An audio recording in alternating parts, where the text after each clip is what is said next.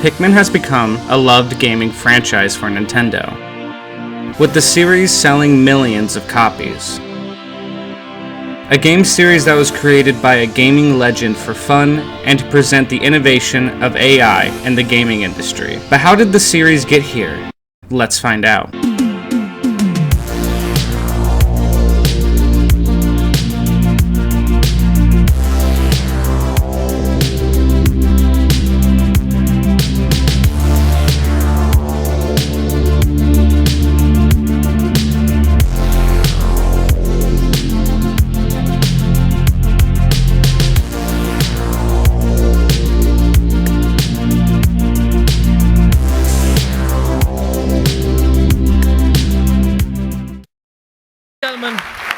We are honoured he's been able to take time away from his unending development duties to be here for us tonight. It gives us great pleasure to welcome the BAFTA Fellowship to Shigeru Miyamoto.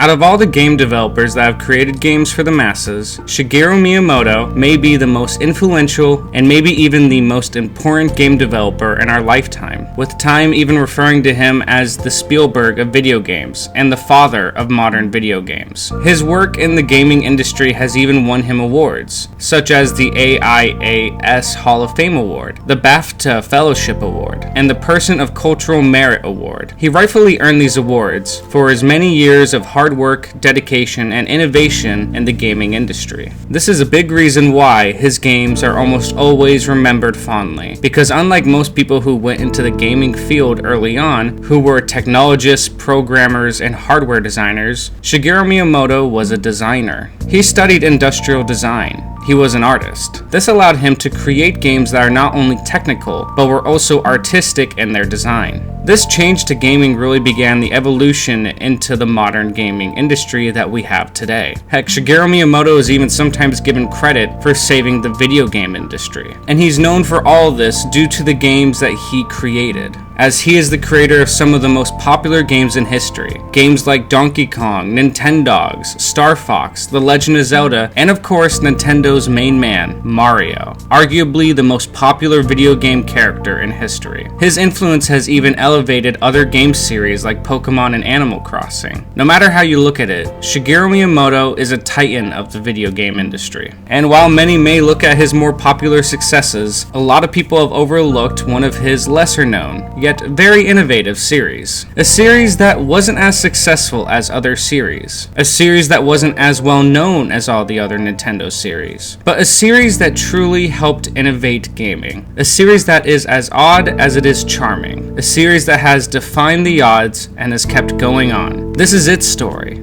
from its creation to where it is today. This is the story of Pikmin.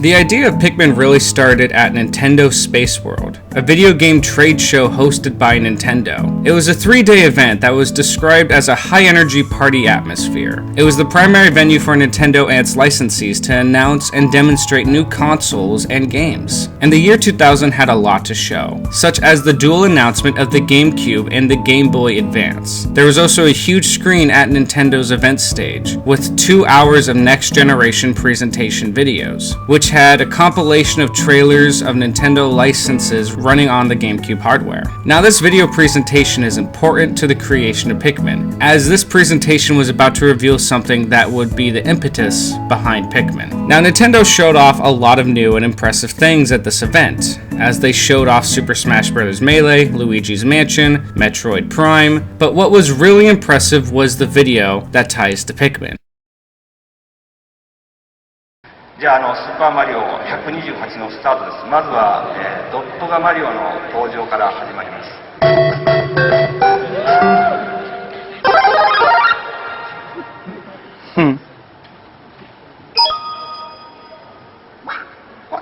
はい、マリオ出てきました。このマリオはですね、マリオ64の時に、出てるのと同じモデルを使ってます。1個が700ポリゴンでできてます。4人出てきましたね。で、64の時はこれを1人と敵を5つぐらい。The video is now known as the legendary interactive technology demonstration called Super Mario 128. Super Mario 128 was controlled by staff to show the new gameplay mechanics and processing power of the upcoming GameCube video game console. In the demo, a large 2D Mario spawned an increasing number of smaller Mario figures, independently walking across a circular board, until the number of on-screen Marios reached 128. These Marios could be seen dismantling the 2D Mario sprite and carrying the blocks with them. The terrain in the demo was also manipulated, rotated, and spun like a floppy saucer to show the physics engine software. Development of the demo was directed by Yoshiaki Koizumi, who is better known as the director of Super Mario Sunshine and Super Mario Galaxy. This tech demo was impressive, as the main purpose of this demo was to show off the large number of characters that had artificial intelligence, which at the time was very impressive. Heck, even seems impressive today. And while Super Mario 128 was supposed to be a demo to demonstrate the GameCube's technological capabilities, these 128 tiny Marios would be the building blocks that would become Pikmin. However, the game you know and love as Pikmin did not start out that way. For many years after Super Mario 128 was revealed, rumors swirled around that Super Mario 128 would eventually be released as a playable game for the public. Now obviously that never happened, but a different game would eventually be birthed from this concept of over 100 individual AIs being on screen. As Miyamoto said during a speech at GDC in 2007, the one question I'm always asked is, what happened to Mario 128? Most of you have already played it in a game called Pikmin, and that is what happened. Shigeru Miyamoto and Nintendo wanted to use the concept from Super Mario 128, the idea of lots of AIs carrying things being controlled by the player. So it was time to get a team together for this innovative project. And while Shigeru Miyamoto is often given the main credit for the creation of Pikmin, two other Nintendo employees were also given the title of creators. These two were Shigefumi Hino and Masamachi Abe. Let's learn about them really quickly. Let's start with Shigefumi Hino. Hino is a graphics designer, game director, and planner for Nintendo. Not only is he credited for helping create Pikmin, he is also the creator of Yoshi. Hino joined Nintendo back in 1988 and initially worked on the unreleased sequel to the Famicom Grand Prix F1 race. But the first project he worked on, which was released, was Super Mario World, where he worked on the design of the characters and visuals, which is how he created the character Yoshi. He did this work under the guidance of Takahashi Tezuka. At the request of Shigeru Miyamoto, he eventually switched to planning and worked on Super Mario World 2, Yoshi's Island, where he decided on the main concepts of the game and its characteristic hand-drawn visual style. Then there is Masamichi Abe, who is a senior manager at Nintendo Software and Technology. Abe started his work in the video game industry in 1994 at Namco, where he worked on the Tekken franchise. Then in 1997, he moved to Nintendo EAD, with his first project with the company being 1080 Snowboarding. And due to their successes and experience, the two were selected to be the directors of this new game. And while Shigeru Miyamoto wasn't the director, he joined on as producer, and joining him with producing would be Hiroshi Yamauchi. You may remember his 53-year tenure as the president of Nintendo. Hiroaki, Take Enka, who is a veteran graphics designer for Nintendo since 1990, was to be the game's design manager. Colin Reed and Yuji Kondo were to be the game's programmers. Modi Okamoto was named the scriptwriter, and Hajime Wakai, who has been a composer for Nintendo games since the N64 era, on titles from Star Fox to The Legend of Zelda, was named the composer for the game. And with that, the team was assembled. It was time for the team to get to work on their new innovative game that was focused on hundreds of individual AIs for the player to control. It was time to create the game Adam and Eve. Yeah, you heard me right, Adam and Eve. Just like the game I talked about in my previous documentary, Animal Crossing, Pikmin had a good amount of changes before it was released. However, Pikmin changed a lot more than what it was originally planned to be. In fact, for the first year of development, the game didn't include any Pikmin. Instead, Pikmin originated as an idea centering around two characters called Adam and Eve, who had a ball for a body, 2 eyes, and a nose. They lived in a prehistoric world and players would observe their lives, and the players could pretend pretend to be God, and give them love or make them fight. Players can make Adam and Eve build a nest and have children, eventually forming a village and increasing the number of controllable characters who can then be used to fight off giant creatures such as mammoths. Shigeru Miyamoto went into further detail about this Adam and Eve and its transition into Pikmin in the magazine Nintendo World. In the beginning, the idea was only to watch their lives. I thought that, in a point of view of the producer, this was an interesting idea. Watch their life was the theme. To give them love or to make them fight, pretend to be God. Depending on the decisions of the player, they could build a nest and have children. Players were to watch as Adam and Eve would protect their villages from dinosaurs and woolly mammoths. If they survived, they would breed and expand their village. Sadly, there is no video footage of this early prototype, and while all of this sounded good, they reached an impasse as developers felt that there was no goal. As Miyamoto explained, when we were developing this idea, we reached an impasse. What was the objective? This process made me more involved in the project. There was a wish to be able to control huge groups of characters using the new Control C stick. After some time, this became the idea to grab and throw the characters. So we used the method of try and mistake to find what we should ask the programmers to put in the game. Make something with the artificial intelligence of the characters was an important objective since the beginning. As Miyamoto explained, a desire to control using the new C stick on the GameCube controller to grab and to throw huge groups of characters led to a change in development. And with this, the developers eventually broadened the game to focus on 10 or 20 life forms instead of just 2. But Miyamoto still had the Mario 128 tech demo in his head, so he ordered for there to be over 100 creatures, which in turn made the scale of this prototype grow and grow until it was made up of several villages, with the player wanting as many villages to survive. But if some died, the game would continue. Originally, there wasn't going to be a player character. Instead, these small creatures were going to be used as tools and weapons for the players. However, this changed as later on in the design process, a playable character was added into the game as a more interesting way of having a cursor. Shigeru Miyamoto goes into more detail on this as he explains. Later on, we added the feature so that the player character will be there. But at the beginning, I thought that it wouldn't be interesting enough because in the original development mode, the Pikmin were used as if they were weapons, to be utilized,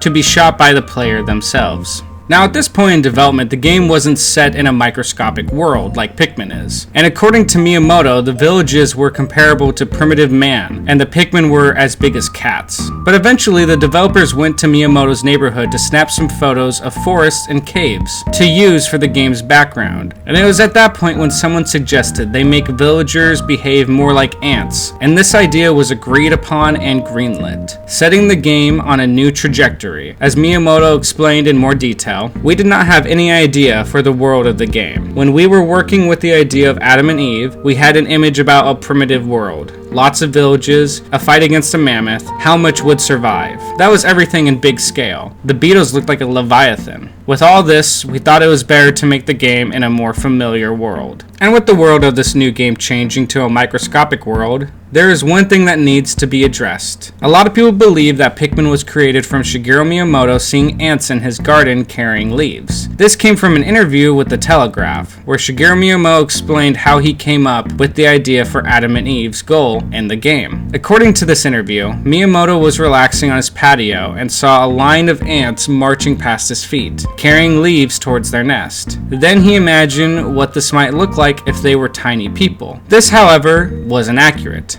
As in an interview with Miyamoto on Japanese TV, Miyamoto admitted that the ant story wasn't actually true, as that story was simply a marketing gimmick, a simple way to explain their new type of game. While the story wasn't real, Miyamoto did reveal that he did draw some inspiration from the 1983 Atari game Mule, where players used dozens of robotic mules to extract resources from an alien planet. While there were lots of contributing people behind the creation of the goal of Pikmin, the game's director, Shigefumi Hino, explained best how the goal of the game was discovered in a GameSpot interview. I can still clearly recall the first time I saw multiple Pikmin working together to carry a big opponent. Until then, we had been struggling to find the direction that this game should have. But when these carry actions were complete, we were able to determine the future of Pikmin. After all that, the goal was set. The objective of this new game would be to command, throw, and have these little characters carry stuff to a goal destination. And as the goal changed, more changes took place to the characters. The game began to morph from a primitive world to what we see today. And with these creatures evolving more and more, further from what Adam and Eve was, it was time to give them a different name. Adam and Eve's names were changed to Peki, the Japanese measure word for animals. But when the plant creatures replaced the villagers, they took the name Piki for themselves. There was an issue, however, as Nintendo ran into complications with the trademark, so they ended up changing it to Pikmin. These creatures began to evolve in appearance as well. The original design was black and dull looking, similar to ants. In development, the only way you could tell them apart was by their sizes. Their simplistic design was the choice of the development team. Director Shigefumi Hino explains their reasoning. When the designers talked about the characters, we thought it would be better to use a simple design to be able to show a lot of them at the same time. So we used the characters which had one ball in the place of a body, with eyes and noses. However, this was changed as team members Colin Reed and Shigeru Miyamoto didn't like the dull designs. So to tell the difference between these characters, they gave them color, the three colors being red, blue, and yellow. As Colin Reed said, in the first design, they were only black. I didn't like it. No facial features, like eyes or a nose. They were really like ants. I started to like them after they became colored. Shigeru Miyamoto explained in further detail, their bodies were shaped after onions or bulbs, with many different body types, fat, tall, small, etc. Those differences don't exist anymore, but we added the difference of colors. After all that, after all the changes, months of work, and testing, the game Pikmin was coming together. The game was no longer about two characters called Adam and Eve in a prehistoric land protecting their villages from dinosaurs and mammoths. The game was now about one character named Olimar, who was used to control and throw these creatures, and have them carry large objects to destinations. And while we are now close to what is the final product, a lot had to be left out of the game, from Pikmin personalities to multiplayer. One interesting thing that was left out was the individual life bars for the Pikmin. They even considered more complex combat for the Pikmin. Miyamoto went into detail on why this was removed. Also, it was possible to put a life meter on each Pikmin, and create a new system for the players to manage more complicated stuff. Move the tired Pikmin to the left, separate their favorite Pikmin for combat, etc. However, the gameplay would be far too complex. We decided to discard those ideas. Also late in the game's development, pre-release footage shows Olimar using his whistle to pluck Pikmin out of the ground. This feature would have still been in the game, but Miyamoto thought the mechanic made harvesting too quick and easy, so he removed it 2 months before the game was finished. However, the whistle pluck feature is still hidden in the game's internal data, and you can even unlock it in the final game using cheat codes. Another removed feature were puzzles. The game originally featured a lot more puzzles, but Miyamoto felt they made Pikmin feel too much like a game rather than a living, breathing world, so he ended up removing a lot of them as well. Like I said earlier, multiplayer was originally planned. A few unfinished 2-player stages can even be found in the game's data, and references to multiplayer options for the main campaign are also hidden in the data. But the mode was never finished, and according to Miyamoto, there was another mode that didn't make the cut in the released version. If the player fails to collect at least 25 ship parts within the 30-day time limit, you get the game's bad ending, with Olimar forced to launch his unfinished rocket into space, but the takeoff fails, and the rocket plummets back down to the planet. This bad ending was once meant to trigger a new mode featuring Olimar's ghost. Originally, there was going to be more emphasis on replayability, with fans expected to play Pikmin from start to finish several times to experience all 3 endings. But ultimately, Olimar's ghost mode never got made. Instead, you just get the bad ending cutscene. There was even plans for Pikmin to have more free will, where they would just choose to not listen to you. This does appear in the final product, just toned down a lot. Pikmin director Masamachi Abe and Shigeru Miyamoto explained this in an interview. I would like the players to feel that Pikmin had free will. There is a piece piece of the programming code which allows that. The game looks more real, because there are Pikmin that obey you, and others which don't obey. We could leave the Pikmin to act more freely, but if we exaggerate too much, the players would start to become frustrated. The Mario Club, Nintendo's official testing team, said that the E3 version was better because the Pikmin follow orders correctly. I said they are confusing better with easier. There are also 2 enemies that weren't added in the game. The game contains data for an enemy known as Iwogen that attacks by shooting rocks at the players. Then another unused enemy is known as Usuba. Textures in the game data also reveal that Pikmin types other than yellow were going to be used to throw bombs. This idea was most likely removed to give the yellow Pikmin a more significant role, as their higher throwing range doesn't come into play as the red and blue Pikmin's more prominent abilities. And while a lot was removed from the first Pikmin, there was some subtle but important details added to the game before release, such as Olimar, well, more specifically his whistle. Miyamoto added the whistle as he wanted to give the feel of a teacher rounding up their students for when Olimar rounds up his Pikmin. He also thought the sound would be universal and understood in all regions. And speaking of Olimar, another detail that was added was his name, as his name is an anagram of Mario, leading some to believe his name is a reference to the 128 Mario tech demo. There is most likely a lot of other little details and other unused concepts and features that were removed or added. But after all that, all the work, all the ideas, and all the changes, the Pikmin game was completed by the talented team behind it. This was no longer a tech demo with 128 Marios. This was no longer a population simulation game called Adam and Eve, where you watched over your villagers as they protected their village against dinosaurs and mammoths. This was now Pikmin, a story where Captain Olimar is a 1-inch tall humanoid extraterrestrial from the planet Hakatate, who during an intergalactic vacation in the outer space gets hit by a comet, which makes his ship crash into an uncharted world. And on this planet, Olimar finds out that the planet atmosphere contains high levels of poisonous oxygen, and he can stay on the planet for only 30 days before his life support system stops functioning. Olimar must retrieve all 30 of his lost spaceship parts so he can rebuild his spaceship and return to his home. To help Olimar are the Pikmin, which are obedient to Olimar, and they help him collect his ship parts, while the Pikmin are helped by Olimar's leadership and intelligence. The Pikmin come in 3 colors, red, blue, and yellow, and these 3 colors represent the different abilities of the Pikmin, as the red Pikmin are fireproof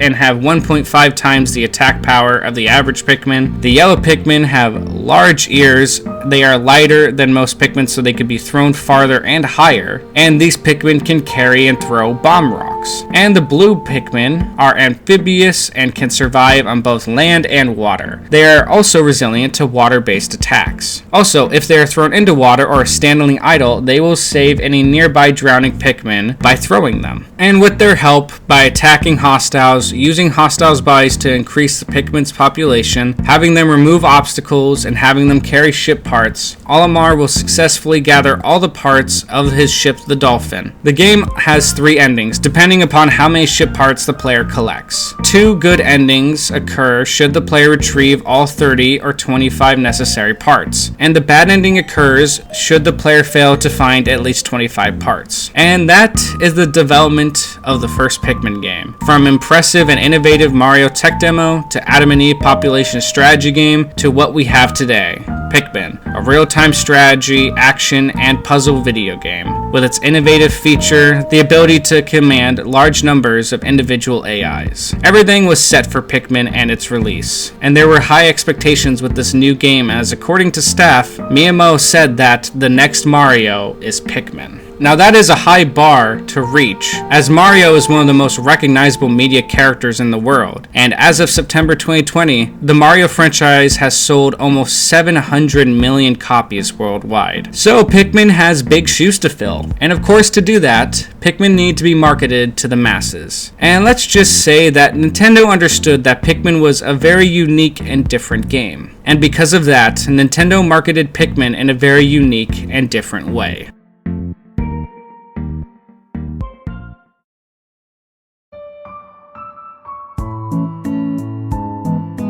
Nintendo's unique marketing approach for Pikmin actually led them to cultivate their own breed of flower. Nintendo reached an agreement with SMG Flowers USA to make the flowers available to the public. They took a species of flower named the Sutura cordata and bred it to more closely resemble the flowers of the yellow Pikmin. This new breed was dubbed Bacopa cabana and received the official name of the Pikmin flower. The flower became available almost half a year after the game's North American release. Pikmin also had its own song, a Japanese song called I No Uta by Strawberry Flower, who are a Japanese virtual band created to perform music by Nintendo for the Pikmin franchise. The song was featured in commercials for the game, and the song was specifically made for Pikmin, but wasn't featured in the game itself. Even with its different marketing methods, it matched what the game was. This game was in fact very different from other games, but the team was confident as maybe its uniqueness would make this game the next Mario like Miyamoto wanted. So it was time to see if this would happen, as Pikmin was released for the Nintendo GameCube in Japan on October 26 of 2001, and in America on December 3rd of 2001, and in Europe on June 14th of 2002. Pikmin was now available for the public to purchase and play. So how did it do? Was Pikmin the next big thing? Was Pikmin the next Mario? Did the unique premise and innovative AI gameplay give it a far enough reach?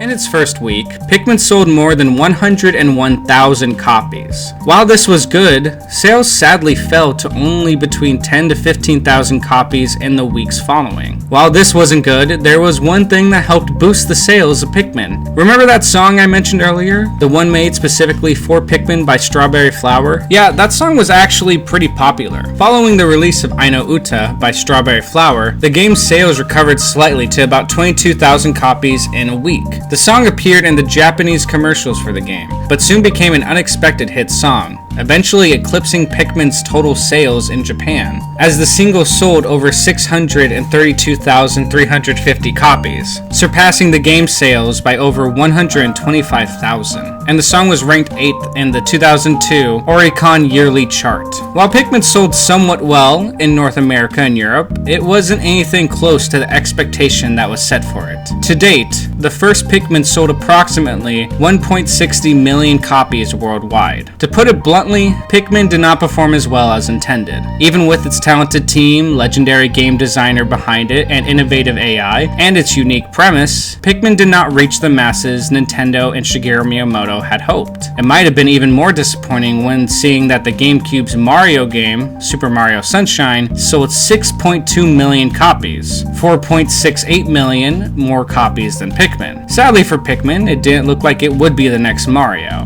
However, while this was disappointing, they had to remember this was a brand new IP on their brand new console that was only released a few months prior. I mean, sure, Animal Crossing was able to do the same thing and sell 1.11 million more copies than Pikmin, but what Pikmin lacked in sales made up for in great reviews, awards, and dedicated fans, like myself. While not a large number played, those who did loved it. And the love for this game turned into great reviews from fans and critics alike, as Pikmin got 89 out of 100 on Metacritic. Pikmin also won awards for the best puzzle/trivia/parlor game during E3 of 2001 by the Game Critics Awards, and they won the Interactivity Award by BAFTA in 2002. It was also a nominee for GameSpot's annual Best GameCube Game, and among console games, the Most Innovative Game Award. These went respectively to Super Smash Bros. Melee and Grand Theft Auto 3. Due to the high ratings and awards, Pikmin earned a dedicated following, giving the game some positive momentum. And with the dedicated new following, it meant that there was nowhere else to go but up from here. Sure, Pikmin didn't sell like a Mario game, but the sky was the limit for the series. And Shigeru Miyamoto wanted the series to ride that positive momentum. So the sequel was greenlit, and it was time to start building the next game in the series. However, this new game would be challenging to create, as Miyamoto challenged his team to ride the wave of momentum and develop Pikmin 2 in a single year. Having Pikmin 2 be done in a year honestly sounds like a very difficult goal to accomplish. But the sequel was confirmed regardless, as in December of 2002, and a year following the release of Pikmin, Shigeru Miyamoto confirmed a sequel to be in development. But right away, the goal of finishing in a year seemed further and further out of reach. To start, Pikmin wasn't that big of a moneymaker. Because of this, Nintendo didn't exactly put Pikmin up high on their priority list. No, Nintendo's priority was The Legend of Zelda for the GameCube. After all, the last console Legend of Zeldas were Ocarina of Time and Majora's Mask. You know, Miyamoto, two of the most critically acclaimed games that sold a combined total of 10.96 million copies, 9.36 more than Pikmin. And there was big hype for the GameCube's first Legend of Zelda game, in large part due to this tech demo. So some of Pikmin's staff was moved to work on Nintendo's priority, The Legend of Zelda Wind Waker, which is why Miyamoto announced Pikmin was in development in December, a year after Pikmin, around the same time Wind Waker was released in Japan. While this was good for Wind Waker as it was having its own delay issues, this was bad news for Pikmin, but that wasn't the only delay. The main reason Pikmin 2's development was delayed was due to quality control. When Miyamoto stopped in mid-development, as he was busy producing Wind Waker, he wanted to see what the developers had made so far, and when he got a look, he wasn't happy with what he saw. He thought the project was way too similar to the first Pikmin game. He was so dissatisfied with the game's quality that he ordered the team to change the direction, which had a significant impact on the release date. While this wasn't the greatest news for the staff who now had to change everything they worked on, and sad for the loyal fans who had to wait longer, this change in direction may have been for the best. But with the staff back, it was time to get this sequel to Pikmin finished. And speaking of the staff,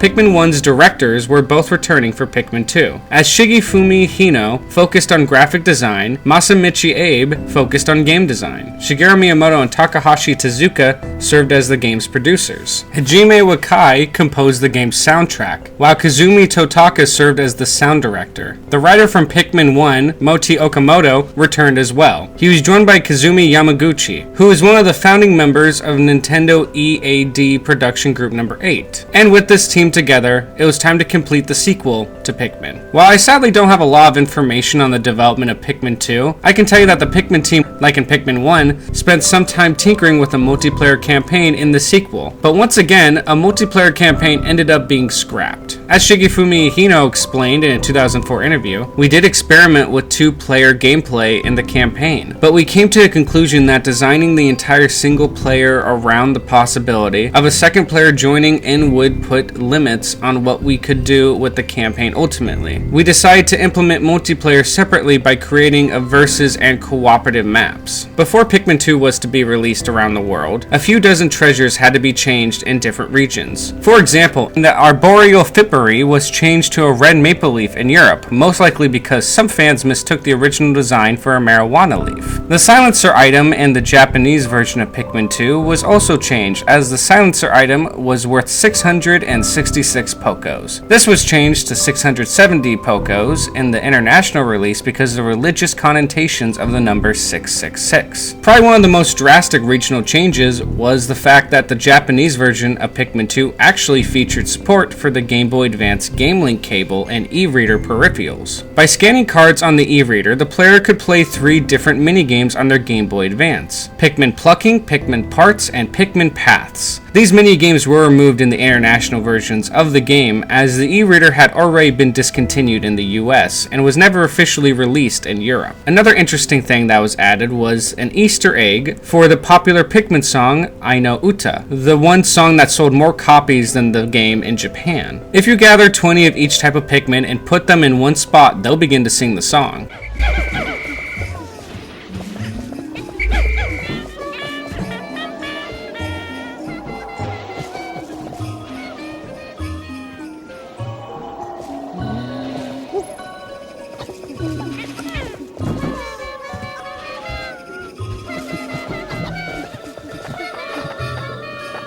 And that might be it. There really isn't a lot of info on the development of Pikmin 2. Even with delays, the game was being made, even though it missed its goal of being completed in a year. It actually took close to 3 years, and was expected to be released in 2004. And with that, the game was complete. So what was Pikmin 2? What did it do different from Pikmin 1? What direction did Miyamoto have his team change towards? Well, in this new game, after his adventures in the first game, Captain Olimar returns to his home planet Hakatate, landing at his workplace, Hakatate Freight. Olimar learns from the company's president that due to his co-worker, Louis, losing a shipment of of golden Pick brand carrots to a space rabbit, the company was now forced to take out massive loans to cover the loss. As a result, Hockatate Freight now suffers from severe debt, and as a result, Olimar's ship, the only valuable object they have, is sold off. The remaining debt is 10,100 Pokos. With nothing to pay it off, a shocked Olimar drops a bottle cap he brought back from the planet he was trapped on, whereupon a nearby ship of the company reveals it to be treasure with a considerable value, enough to start paying off the debt, now reduced to 10,000. The company's president, hearing of this, decides to send Olimar and Louie to the planet to find more treasure to help pay off the debt. And with that, Olimar is back on the Pikmin planet with a new face, Louie, and with the help of the red, yellow, blue, and the new purple and white Pikmin, they can collect all the treasures that appear to be normal human artifacts to pay off the company's debt. One big difference between this game and Pikmin 1 was that the team decided to get rid of the 30-day time limit like in the previous game. Now players have unlimited days to explore and gather treasures. In Pikmin 2, the red and blue Pikmin are unchanged, while the yellow Pikmin now have the added ability to resist electricity. The new purple Pikmin are bulkier and larger than normal Pikmin, and have several hairs growing out of their head. These Pikmin are 3 times more powerful than the average Pikmin in battle, and they have the carrying strength of 10 Pikmin, but they move more slowly. They can also cause damage simply by being tossed on enemies. Their extra weight prevents them from being blown away by the wind attacks. Then there are the new white Pikmin. They are smaller than normal Pikmin and have red eyes, allowing them to have keen sight and dig up buried treasure. These Pikmin are resilient to poison attacks, and seem to be poisonous themselves as enemies are damaged sometimes fatally when they ingest them. These Pikmin are also the fastest and carry items much quicker than other Pikmin. And lastly, both of the new Pikmin have pink flowers compared to their red, yellow, and blue counterparts. Oh, and before we continue, I should probably tell you about multiplayer in Pikmin 2. While Nintendo never added a multiplayer campaign, they did add multiplayer modes. These modes are a 2-player competitive mode and an unlockable challenge mode. In the competitive game mode, Olimar and Louie are each controlled by a player. In a capture the flag style gameplay, the player's objective is to either retrieve 4 yellow marbles or claim the opponent's marbles by using Pikmin. A player can launch attacks against other Pikmin in an effort to hinder the opponent's progress. The challenge mode is unlocked during the single player campaign. 1 or 2 players can play this mode cooperatively. Each selectable level takes place in caves of varying depth. The objective is to locate a key treasure used to open access to the next sublevel within a specified time limit. The player completes the level upon finding the exit out of the cave and is scored based on the treasures collected, the number of Pikmin surviving upon exit, and the time taken to complete the level. And that's Pikmin 2. And while it still has a lot of similarities to its predecessor, it also brought a lot of new stuff to the table for the series. New Pikmin, new modes, new abilities, unlimited days to collect and explore. So there was only one thing to do. It was time to market the game for all the GameCube owners. But this time they didn't create their own flower. Nintendo did bring back Strawberry Flower to create the song Pikmin Dance, which sold 115,230 copies in Japan. Not as impressive as the first album, but still pretty successful. However, that was released in 2002. 2 years before Pikmin 2. The song that released in 2004 was called Tain no Uta, which sold only 15,389 copies. Definitely not as good as the first 2 songs released. Oh, and they had this commercial.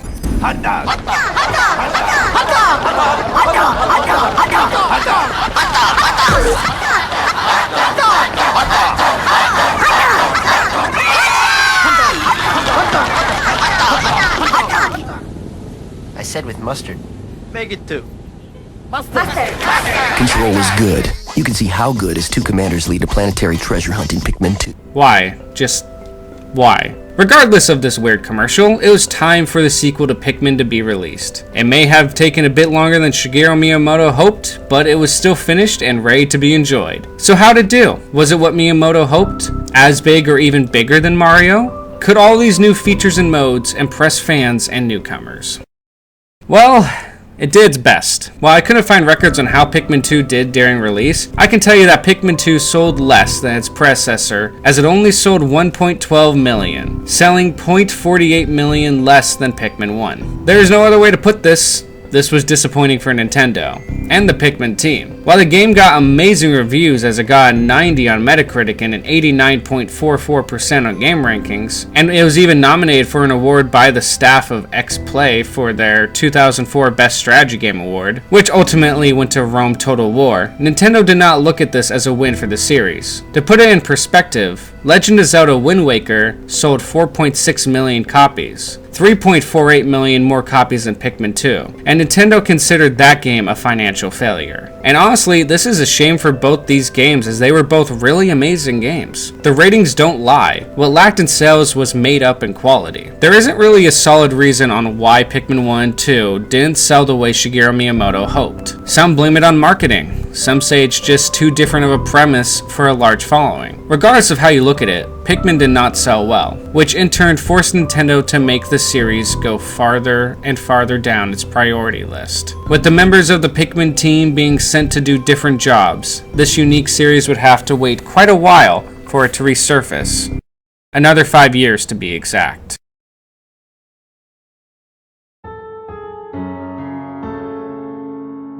It had been 5 years since the not-so-impressive release of Pikmin 2, and 8 years since the slightly better release of Pikmin 1. It was no secret that Pikmin was not that high on Nintendo's priority list, but the series still had a loyal fan base, and the team behind these two Pikmin games still had ideas for a new Pikmin game. And eventually, those new ideas would come to fruition. However, before they could work on a sequel, Nintendo decided to do something a little different.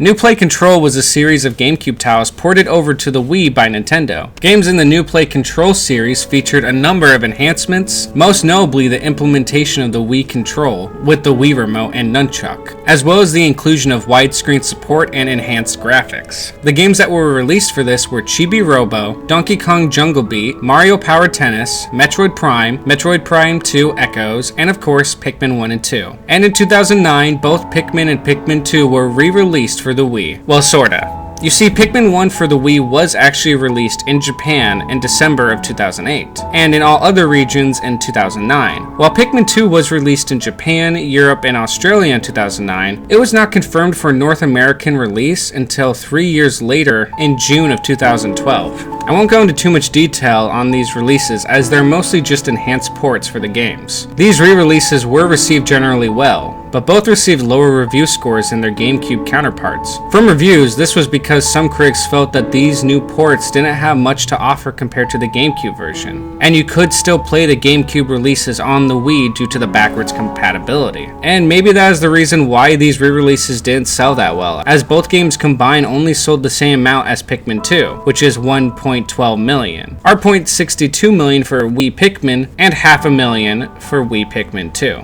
While these sales weren't anything to be impressed by, there was still talk of a new Pikmin game for the Wii, as in a developer roundtable discussion at E3 of 2008, a new Pikmin title was confirmed to be in development for the Wii. Shigeru Miyamoto also hinted about the possibilities of a new Pikmin game in July of 2007 in an interview with IGN, saying, "I certainly don't think we've seen the last of Pikmin. I definitely would like to do something with them, and I think the Wii interface in particular is very well suited for the franchise." A later CNET.com interview in April of 2008 reported that, for now, Miyamoto looks ahead to other projects for the Wii, mentioning his desire to continue the Pikmin series. However, nothing came of these announcements. Due to the poor sales, this Wii Pikmin game would either be cancelled or halted for the meantime, as Pikmin was once again pretty low on Nintendo's priority list. However, work on Pikmin 3 was still being experimented with. The Pikmin 3 team consisted of just 5 team members, conducting experiments on various hardware, including on the Game Boy Advance and the Nintendo DS. In a 2013 interview, Miyamoto specifically mentioned a DS prototype that was never made public, although we do have some ideas what Pikmin on the DS looks like, because Nintendo did file patents for it in 2005. About 3 years before Miyamoto announced a new Pikmin game was even in development, the patent shows the player controlling groups of Pikmin by circling them with the stylus, ordering them to kill enemies, and carrying them back to the onion. The patent also shows Pikmin carrying pellets and mentions picking flowers. In short, it depicts a handheld version of the traditional Pikmin experience. Miyamoto did describe this DS Pikmin game as a new type of Pikmin game, so it seems there was more to Pikmin DS than what was revealed in the patent. In an interview with Japanese site 4Gamers, Shigeru Miyamoto went into more detail about this. The truth is, we were doing prototype tests of Pikmin for the DS and 3DS, but it turned into unit management with only the touchpad, and no matter what, it just didn't seem like Pikmin. We concluded that Pikmin is a game that revolves around action based on its controls, and the strategy sits on top of that. This complete experience is an important element of Pikmin. Unfortunately, the Pikmin game on the DS or 3DS was never greenlit for full-scale production. Instead, the handheld Pikmin game fans ended up getting was something much different. But we'll get to that later. But first, 3 years after the developer roundtable discussion at E3 of 2008, this time at E3 of 2011, Miyamoto announced that the development of the Pikmin game shifted from the Wii to its successor, the Wii U. So the next game would be on Nintendo's new home console. Maybe this is what Pikmin needed, a new, more powerful console with high-definition graphics. And with that, it was time to gather the staff to create the long-awaited sequel to Pikmin 2. Shigefumi Hino was once again named director of the Pikmin series. However, for the first time, Masamachi Abe wasn't joining as director of the series. In fact, it appears that Pikmin 2 would be the last time he would work on the Pikmin series, instead working on other games for Nintendo. Instead, Hino would be joined by Yuji Kondo in the directing role. And Yuji Kondo was probably the best choice for this role, as he joined Nintendo in 1998 and has worked mostly on the Pikmin series, being the main AI and system programmer on the GameCube and Wii Pikmin games. His experience with the series made him the best choice. And also for the first time, Shigeru Miyamoto wouldn't be named the producer of the project. However, I did find he was listed as the general producer instead. Hiroyuki Kimura was listed as the producer. Atsushi Miyagi, Takafumi Koichi, and Takaro Shimizu were listed as the game designers. Keisuke Nishimori was named the game's artist. The game's writers were to be Kyuino Watanabe and Makoto Wada. And lastly, Atsuko Asaki, and Hajime Wakai were the game's composers. And with the team together, it was time for Pikmin 3 to start development. During Pikmin 3's development, Miyamoto had the debuggers make sure that the game could be completed without losing a single Pikmin. He did that so Pikmin can be more heartbreaking than a war movie. And he used Saving Private Ryan as an example. He used this because in Saving Private Ryan, a World War II general orders a team of soldiers to march across German-occupied France to save just one man. Tragically, several of them die in the process, which Miyamoto likens to the player trekking across the Pikmin planet at sunset to save one lost Pikmin. Like the general in the film, it is up to the player to decide those type of ethical questions for themselves. He explained this in the Japanese outlet 4Gamer. I think it's good to have chances to consider things like that. In the movie Saving Private Ryan, the theme is that of an extreme decision to possibly lose many to save one person. But what was the person who made the decision thinking? I've considered things like this while I'm at work, though I didn't specifically consider something like that when I was making Pikmin. When you create things based on the natural way of things,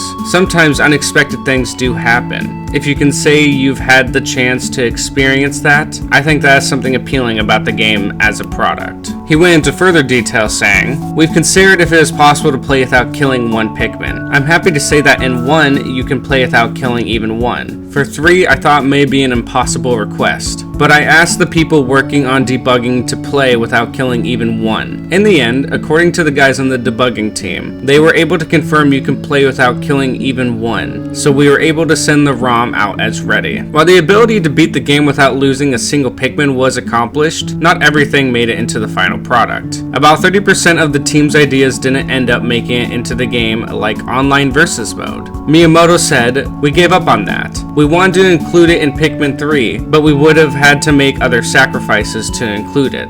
So we've decided to focus on the single player and local multiplayer aspects, which are really fun, but unfortunately no online multiplayer for Pikmin 3. Another thing that was removed was a 4th playable character, codenamed D, in concept art shown at E3 of 2012. This meant that there were 3 playable characters to control in this third game. But even before D was created and cut, Miyamoto originally planned to include Olimar. Oh yeah, Olimar, our original hero, isn't a playable character in Pikmin 3. Miyamoto went into more detail about this, saying, actually, when we showed Pikmin 3 at last year's E3, there were 4 captains, but when you have 4 playable characters, it becomes too complicated to switch between them. So in the end, we decided to reduce it to just 3 captains. Even though I made that decision myself upon the middle of development, I still thought Olimar would be playable. Along with Olimar not being a playable character, there were some cut enemies as well, like the Kakarimo, a slug-like enemy with a purple body, a yellow striped back, yellow stomach,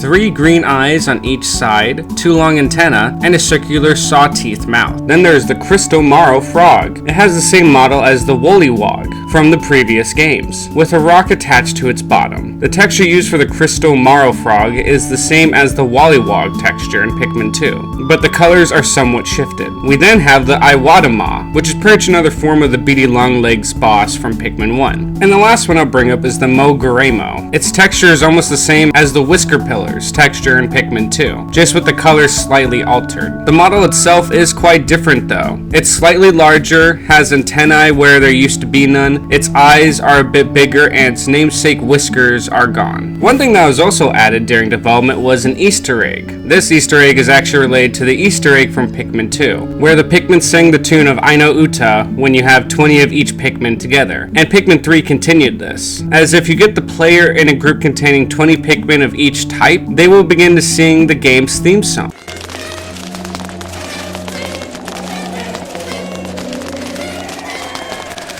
However, if the player has 100 Pikmin of the same type, after all types are made available, the Pikmin will attempt to sing the theme song but do it poorly. Even the main characters sing a little bit too.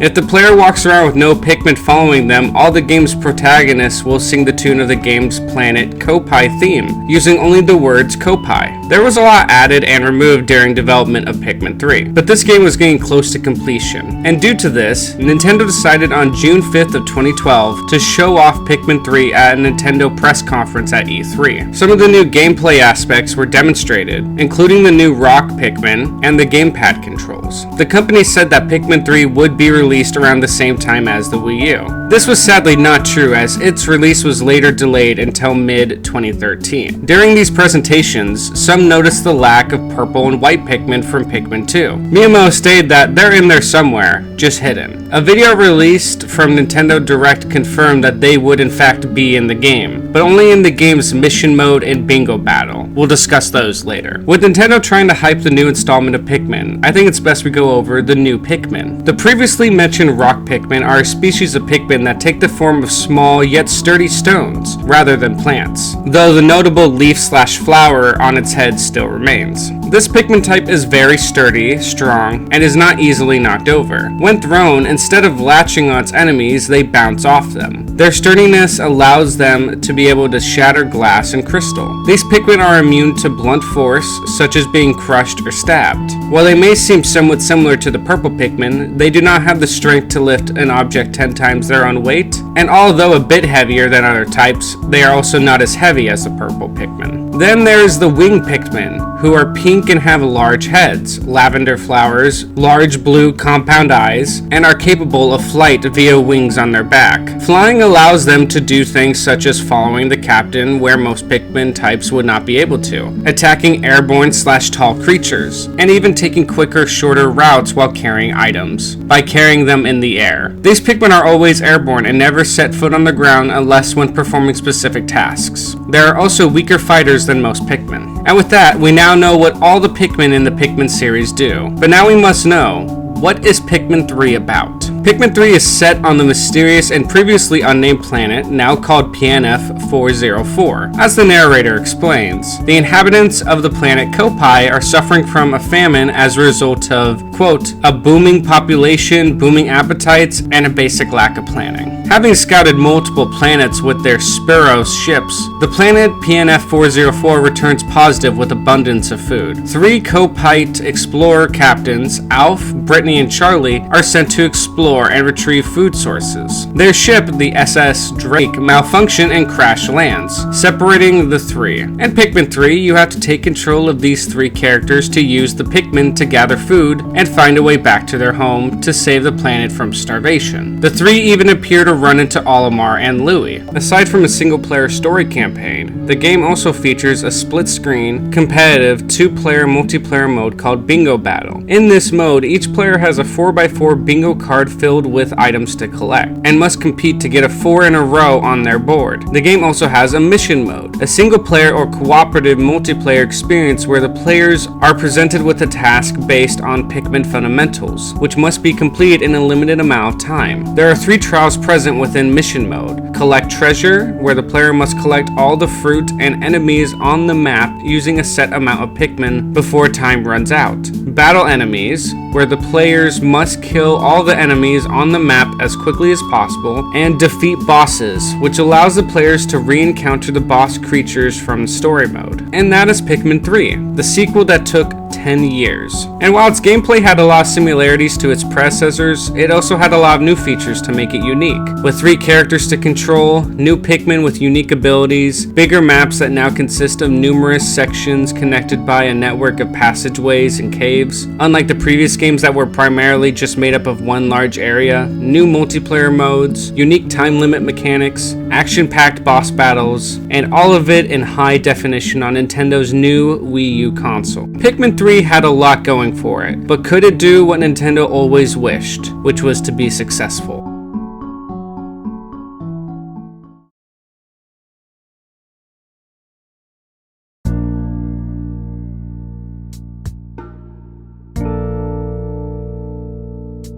Pikmin 3 was released for the Wii U in Japan on July 13th of 2013. The game was released in Europe on July 26th, Australia on July 27th, and in North America on August 4th. And it received generally favorable reviews. Most reviewers praised it for its well-designed levels, high-quality graphics, and gameplay, and received an 87 out of 100 on Metacritic, a very similar score to its predecessors, which was sadly also the same case for sales. At first, things looked well, as in Japan, Pikmin 3 was the best-selling game of its launch week, with around 93,000 copies in 2 days, and helping sell 22,200 Wii U systems as well. In the UK, the game debuted at number 2 in the All Formats chart, behind the retail version of Minecraft for the Xbox 360. In the US, it was the best-selling game of its debut week, and according to the NPD group, 115,000 units were sold in its first month, entering the All Formats chart at number 10.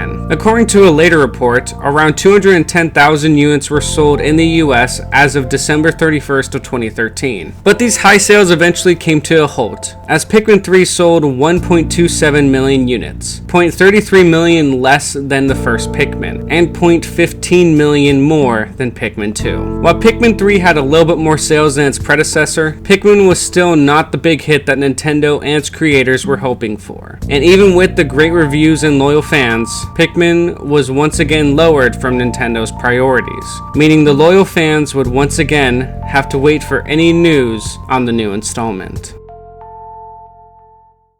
Well, I guess not that long, as on November 5th of 2014, 3 short animated Pikmin films were released on the Wii U and Nintendo 3DS eShop, after being shown at the Tokyo International Film Festival. The short films, The Night Juicer, Treasure in a Bottle, and Occupational Hazards, each featured Captain Olimar and groups of Pikmin. To commemorate the film, puzzles related to them were made available in the puzzle swap game mode of Street Pass Mii Plaza. And then only 1 day later, on November 6th of 2014, Miyamoto stated during Q&A for the recently released Pikmin short films that continually launching campaigns after the release of software will lay the groundwork for the next iteration of Pikmin in the future. And needless to say, we want to be one of the motivations for potential consumers to purchase a Wii U. We are making a variety of different efforts. Then a few months later, on January 6th of 2015, Miyamoto gave further confirmation that the Pikmin franchise would be receiving more games in the future, stating, "I still have a lot of ideas about what I want to do with Pikmin, but nothing's decided yet in terms of anything else. But of course, we will continue to make Pikmin games." Furthermore, on September 7th of 2015, Miyamoto confirmed in an interview with Eurogamer that the next Pikmin game was in development, and was very close to completion. During E3 of 2016, Miyamoto gave further updates stating that yes, you are right, and we're working on the next Pikmin. So you know, when we're in development, we have to create a list of priorities, and it has been kind of hard to fit that into the list, but we're hopefully starting to see that on the list now. So despite the not so impressive sales of Pikmin 3, Pikmin was getting a new game, and for this new game, we need a staff to build it. However, there was to be a lot of changes with this new game. To start, for the first time in the Pikmin series, Nintendo was not going to be the ones developing it.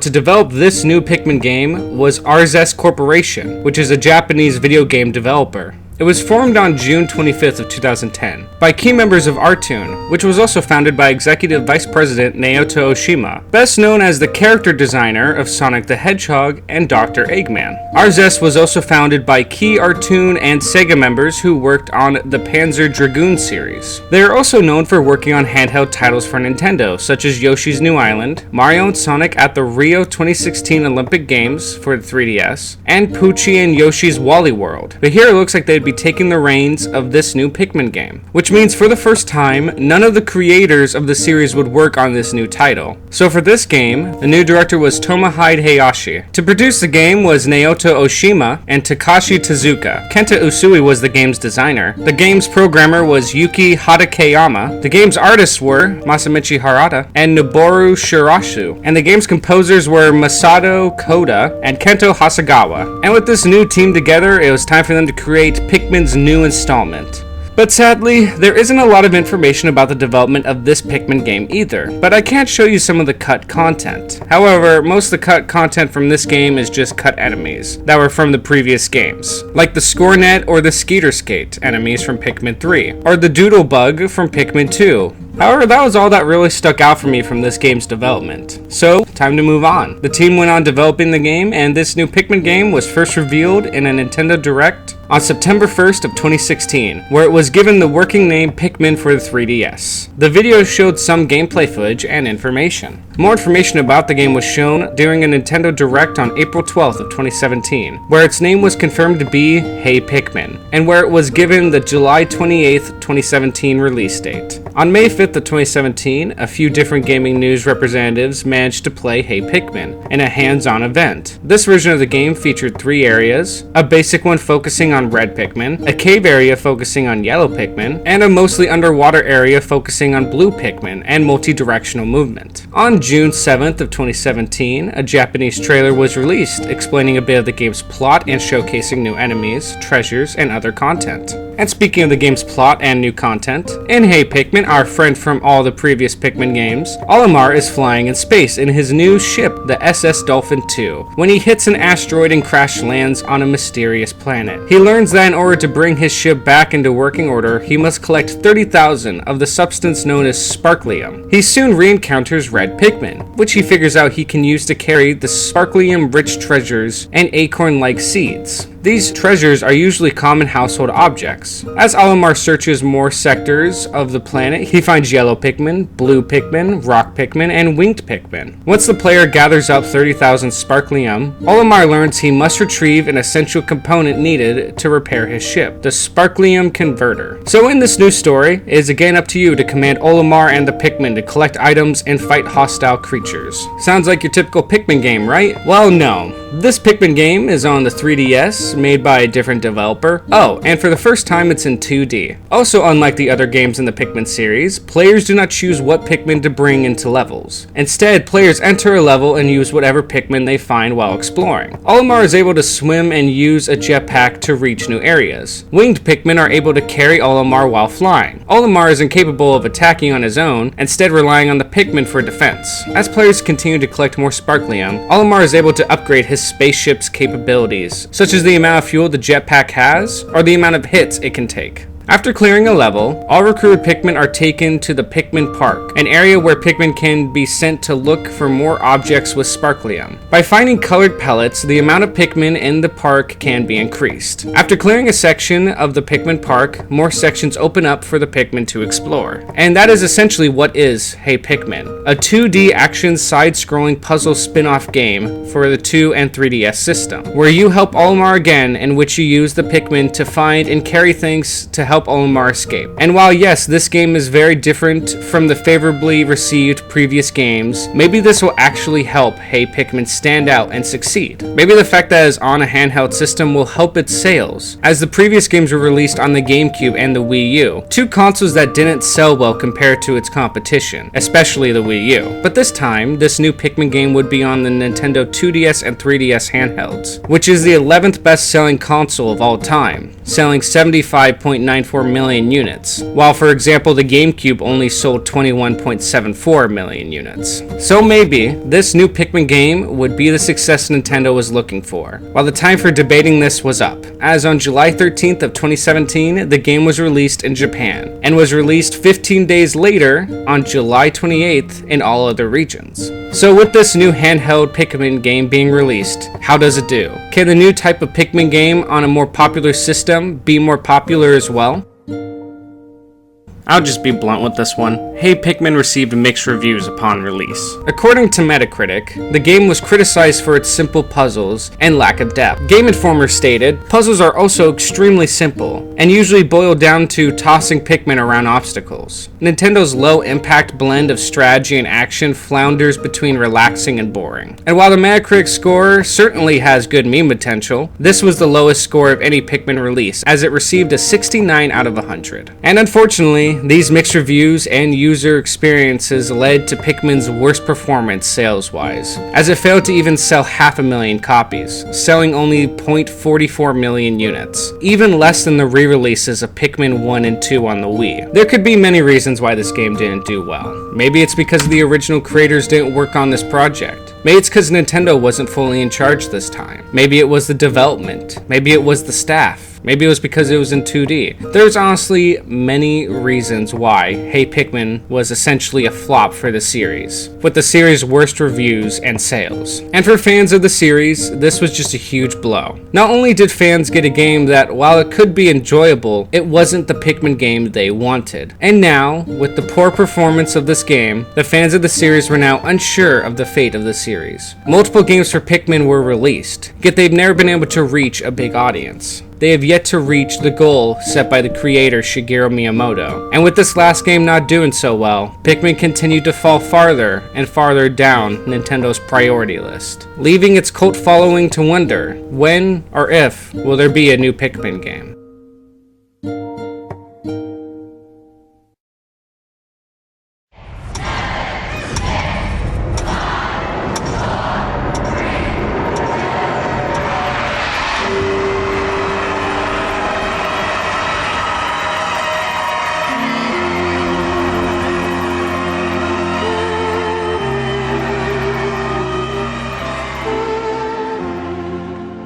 So here we are, 2021. After what many have claimed to be the worst year, we are already 3 months into this new year. And not surprisingly, a lot has already happened. And yet, not a lot has happened for Pikmin since the release of Hey Pikmin. Not a lot in regards to news on Pikmin 4. However, a port of Pikmin 3, called Pikmin 3 Deluxe, was released for the Switch on October 30th of 2020. It includes a new prologue and epilogue featuring Captain Olimar and Louie, multiple difficulty modes, cooperative play in the story mode, the reintroduction of the Pikipedia from Pikmin 2, and all of the DLC from the Wii U version. And like most of the other Pikmin games in the series, it was received well, getting an 85 out of 100 on Metacritic. And at first, I was honestly worried, as I heard reports that it sold well in Japan, but was selling rather poorly in the West. And I got a little more worried when I heard that some have speculated that Nintendo wanted to release this port to build up hype for the series, and to test the waters with possibly making making a Pikmin 4. However, my worries were swiftly plucked away as Nintendo's third quarter results for their fiscal year reported that Pikmin 3 Deluxe has sold almost 2 million units, 1.94 million to be exact, making Pikmin 3 Deluxe the best-selling Pikmin game in the franchise. And while this is great news for Pikmin and Nintendo, what does this mean for the series? Are these good sales of Pikmin 3 Deluxe enough to show Nintendo that more Pikmin games are wanted? Well, we can speculate all we want, but for now all we can do is hope and wait for any news. It has been nearly 4 years since any updates on Pikmin 4 has been released, which was back in June of 2017, where Miyamoto confirmed that Pikmin 4 is in fact still in development by the Pikmin team in an interview with Eurogamer. I've been told not to share anything about this from PR, but I can tell you it's progressing. Nintendo also followed up the news to Eurogamer in a separate statement. We can confirm that Pikmin 4 is in development, but this is all we can confirm at present. And maybe, with the success of Pikmin 3 Deluxe, Nintendo can put Pikmin back on their priority list. And maybe us fans can finally get the Pikmin 4 we've all wanted. But until then, until Nintendo decides to work on new Pikmin games, all we can do is wait and play the games we have. These games are really incredible, and I would recommend them to anybody. While these games haven't always had the easiest ride, as they haven't been big sellers like Mario, they have always been good quality games that I believe almost anyone can enjoy. Even if Pikmin isn't the next Mario like Shigeru Miyamoto wanted, I don't think it ever needed to be. Pikmin is just that.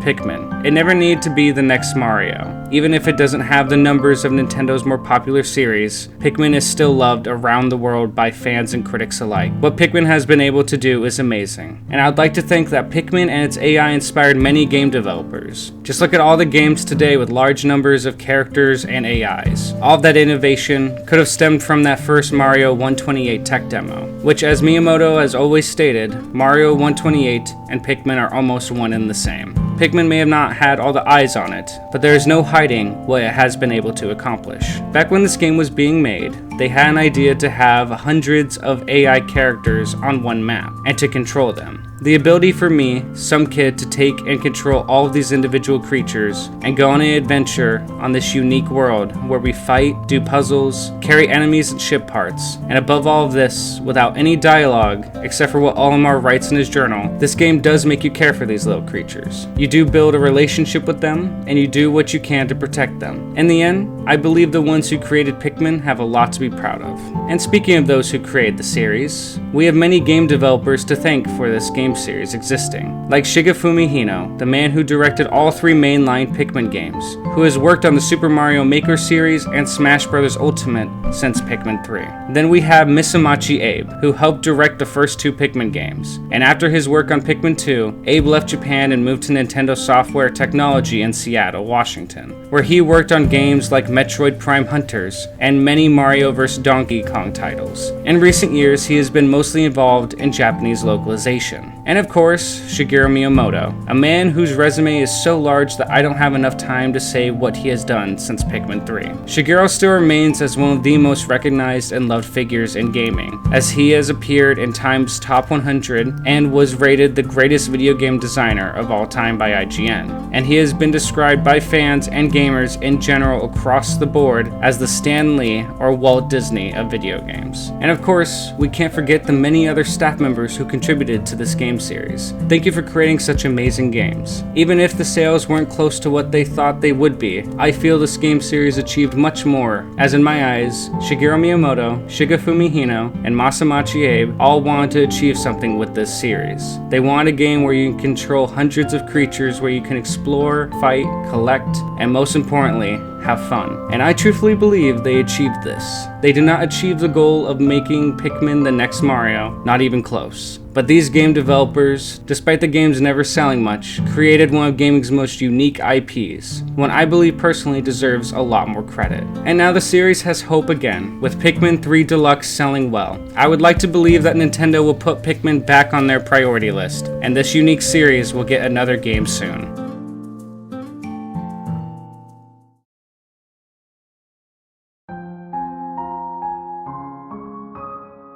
Truth be told, I wasn't exactly sure how I would end this documentary, but when I sat down and thought about it, I believe I have found the analogy on what Pikmin is and why it isn't the next Mario. Mario is like your blockbuster superhero movie. Always fun, always popular, and the vast majority of people will like it. And they'll make a lot of money from it. And while Pikmin is like one of my favorite and I believe underrated films, Labyrinth, a unique and different film that had a lot of effort put into it by a legendary film and TV show director, but wasn't that successful, but eventually gained a very loyal cult following. At the end of the day, Pikmin is one of gaming's most unique and charming games ever created. And while these games haven't been as noticed, these Pikmin have still found a way to crawl into many people's hearts. I still remember being little and playing the first Pikmin game, and even though I sucked at that game, like seriously, Olimar would never leave the planet when I played as a kid, I still loved it. Its magic did work on me, and I did eventually care for these little creatures when playing. I remember the countless times I ran back to save one or a few Pikmin that were left behind before the sun went down. I remember the adventures,